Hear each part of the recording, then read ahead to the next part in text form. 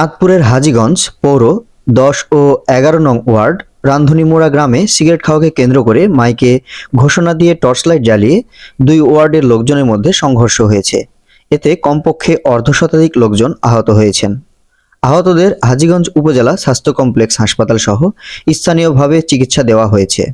মঙ্গলবার ১ এপ্রিল রান্ধুনিমুড়া এলাকার পশ্চিম ও অপূর্ব পাড়ে মধ্যে রাত ১০টা থেকে শুরু হওয়া সংঘর্ষ চলে রাত ১২টা পর্যন্ত।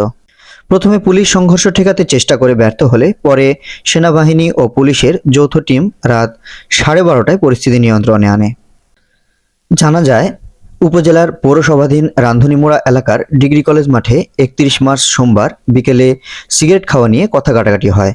এ বিষয়টি দুই ওয়ার্ডের লোকজনের মধ্যে জানাজানি হলে পরে তারা সংঘর্ষে জড়িয়ে পড়ে। হাজীগঞ্জ থানার ভারপ্রাপ্ত কর্মকর্তা ওসি মোহাম্মদ মহিউদ্দিন ফারুক বলেন, পরিস্থিতি নিয়ন্ত্রণ করা হয়েছে, এ ব্যাপারে আইনগত ব্যবস্থা গ্রহণ করা হবে।